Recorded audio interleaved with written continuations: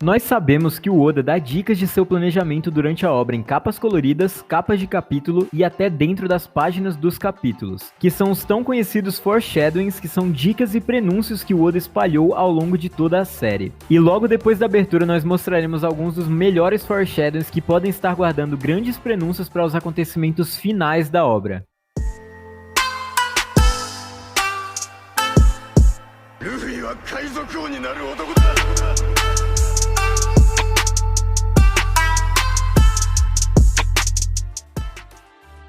Fala galera, sejam bem-vindos ao canal Supernovas, o canal favorito do Eiichiro Oda. Meu nome é Samuel e eu estou aqui com meu parceiro Isaac. Fala galera. E nesse vídeo nós vamos entrar no planejamento do Oda. Nós sabemos que ele se adianta bastante escrevendo pensamentos e ideias que podem ir pro mangá ou não. Como por exemplo o Sr. Pink. Sua história não seria contada na história principal, talvez até seria mencionada em um SBS, mas após o Oda contar a história desse personagem, os seus editores resolveram inserir em um capítulo. Mas não é sempre assim que acontece. Até na fase final, que são os rascunhos dos desenhos, tem muita coisa que a gente acaba não vendo no mangá semanal. Como foi mostrado na terceira edição da Jump, alguns cadernos que parecem ter anotações sobre Dressrosa, Big Mom, Zou e Wano. A gente acredita que é Wano porque tem um dragão gigante no caderno, mas pode simbolizar o Dragon, já que nessa época não sabíamos nem que o Kaido era usuário da fruta do dragão. Ok, agora que sabemos desse planejamento, nós vamos citar esses famosos foreshadowings que aconteceram na obra. E vamos começar com os inimigos que foram anunciados muito antes deles aparecerem no mangá.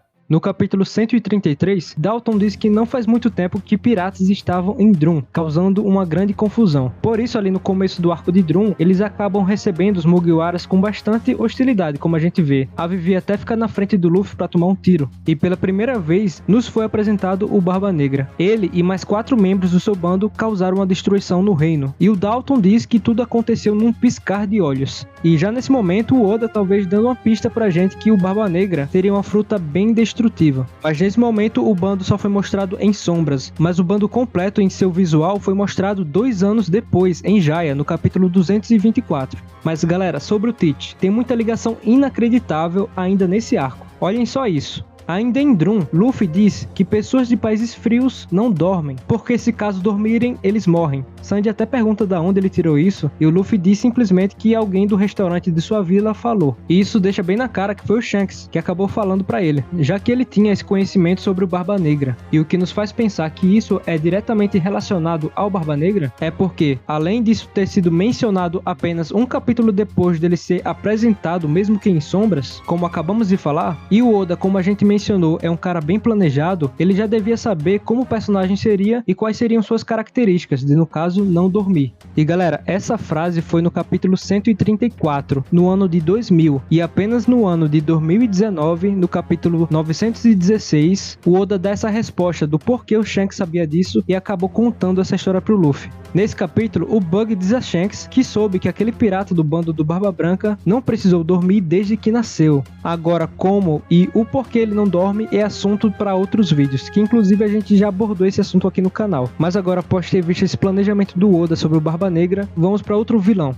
E o próximo vilão é o Kaido. Nós já falamos aqui no canal também sobre as semelhanças no roteiro da obra entre o pré-time skip e o pós. E nele nós falamos que os arcos de Thriller Bark e Wano têm diversas semelhanças. E podemos citar aqui algumas rapidamente, que são, por exemplo, o Ryuma representando o Wano, passando sua espada Shusui para Zoro, o assunto sobre os gigantes ancestrais que é abordado pela primeira vez em Thriller Bark, a entrada de um novo Mugiwara, que no caso foi Brook, e aqui em Wano seria Yamato. Essa parte fica até um pouco mais na teoria, até porque até agora ela não entrou no bando, mas muito provavelmente vai entrar, inclusive foi por isso que a gente não colocou Yamato no vídeo passado sobre a tropa do Barba Negra e sua luta contra os Mugiwaras. Mas tanto Brook quanto Yamato estão presos, nenhum deles pode sair do lugar onde estão, Brook por não ter sua sombra e Yamato por estar com suas algemas, e os dois são libertos por Luffy. Mas a ligação mais interessante é essa. No capítulo 456, o Moria diz que se tiver fortes subordinados, nem mesmo Kaido irá conseguir o parar. E isso nos leva para o capítulo 969, que é onde nos mostra o motivo do Ryuma estar em Thriller Bark e o motivo de Moria mencionar especificamente o Kaido. Em Ringo, dois 2 anos após a volta de Oden, aconteceu a Batalha dos Piratas das Feras versus os Piratas de Gekko Moria, onde o túmulo de Ryuma foi roubado. Essa história é bem confusa e dá pra criar várias teorias e especular bastante sobre o que aconteceu. Aparentemente, nessa época, Moria estava em seu auge e sem seus subordinados zumbis. Bom, mas não vamos nos alongar muito nisso aqui. Se vocês quiserem um vídeo especificamente sobre essa batalha, comentem aí embaixo. E nós também queremos fazer um vídeo sobre a história dos Shichibukais e qual será o futuro deles na obra. Então comentem aí embaixo se vocês querem ver esses 2 vídeos.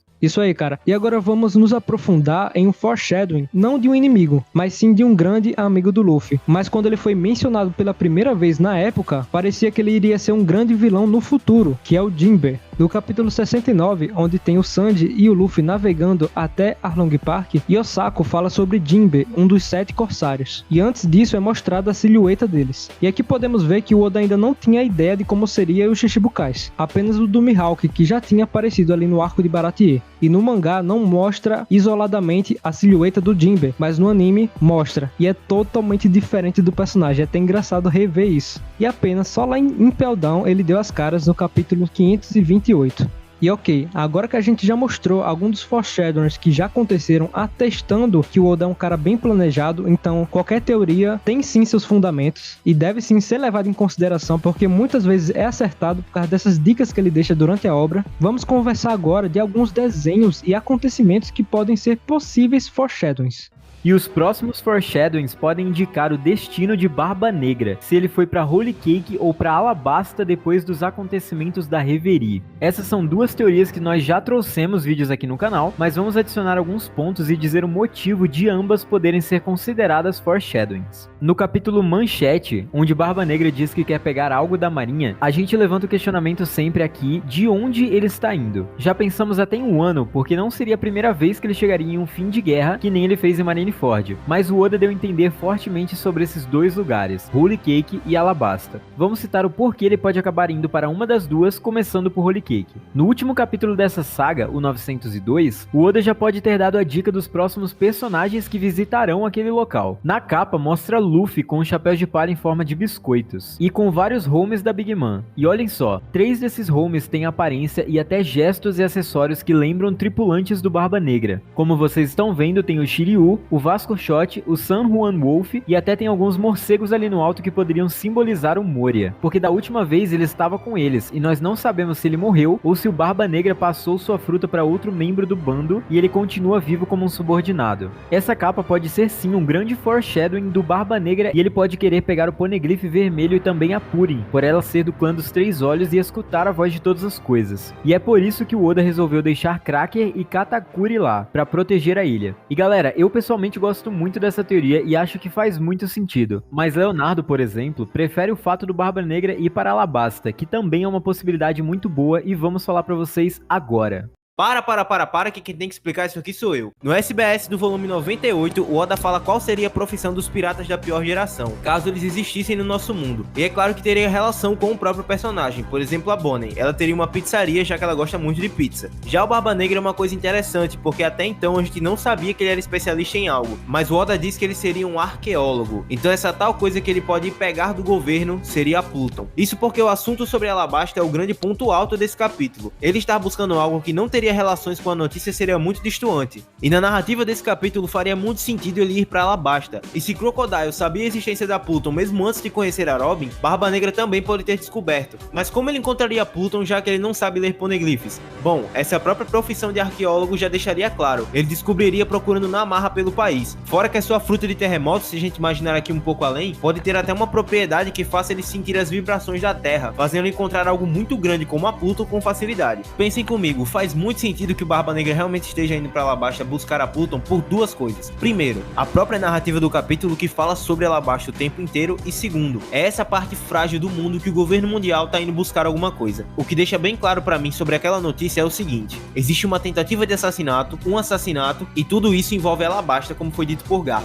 Muito provavelmente o assassinato, a morte, foi do Rei Cobra, e a tentativa de assassinato foi a Vivi, e é por isso que o Insama levou a foto dela naquele momento e os Gorosei perguntaram qual a luz que deveria ser apagada. E é muito curioso que logo antes disso eles estavam falando justamente sobre os Nefertari. Outra coisa que também reforça essa ideia é o capítulo 823, onde a gente tem um foreshadowing sensacional sobre a Reverie. No capítulo 823, o Igaran diz isso pra Vivi: e se um pássaro gigante aparecer e te levar pra longe? E se um atirador estiver com a sua mira apontada pra você? E se um meteoro cair na sua cabeça? Cara, isso aqui é um foreshadowing sensacional do Oda. O pássaro gigante aparecer e levar você pra longe com certeza deve ser o Karazo, que levou a Vivi embora junto com o Sabo, salvando ela da tentativa do assassinato que foi noticiada. O atirador furtivo pode ser duas pessoas: o atirador do bando dos Shanks que estava presente na Reverie ou o próprio atirador do Barba Negra. E o meteoro com certeza é sobre o Fujitora, que estava envolvido com o próprio Rei Riku e com o Rei Cobra sobre o fim da Shichibukai. E tudo isso nos leva a um seguinte: o reino de Alabasta tá sem o seu rei e a sua princesa. Esse agora é um país frágil e o governo pode invadir com facilidade, assim como tá tentando fazer com o Ano. Só que no caso de Alabasta, eles podem muito bem se usar da desculpa de que o Cobra morreu e que eles vão cuidar do país por enquanto, simplesmente para pegar a Pluton. E é por isso que Barba Negra diz: eu posso muito bem pegar primeiro pra mim. E tem uma coisa muito interessante que um inscrito do canal até comentou em vídeos passados, é que o Shanks, bem no comecinho da obra, fala que se vocês querem vencer o bando do Ruivo, tem que trazer pelo menos um navio de guerra para lutar com eles.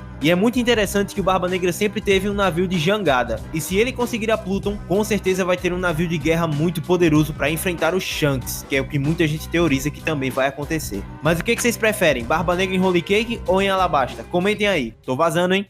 Ok, após essa participação inesperada de Leonardo, vamos continuar para outra que é muito comentada na fandom, que muito se especula qual será a próxima transformação do Luffy. Se vai ser um Gear 4 em uma nova forma ou talvez um Gear 5. E logo de cara a gente já dá a nossa opinião aqui. É bem provável que seja o Gear 5. O Oda deixou bem na cara no SBS 92 que um fã pergunta para ele sobre isso e ele responde: o mundo está na era da transição do 4G para o 5G. G significa Gear, correto? Ou seja, o Oda enrola aqui só para não dizer sim. Então a questão que fica é, não se vai ter o Gear 5, mas sim como vai ser o Gear 5. É provável que, assim como o Gear 4, tenha formas de animais, e o Oda já deixou diversas pistas sobre o tigre versus dragão ao longo da obra. Luffy diversas vezes já foi desenhado com um animal tigre ao seu lado, e até recentemente, ele no capítulo 985 está usando um short com listras de tigre, e tá aqui justamente nessa capa de capítulo o nosso foreshadowing, aonde o Oda tá nos avisando qual será a próxima forma de Luffy. Sinceramente, o Oda não deixaria de fazer isso, já que Tigre e o dragão é uma lenda muito famosa lá no Oriente.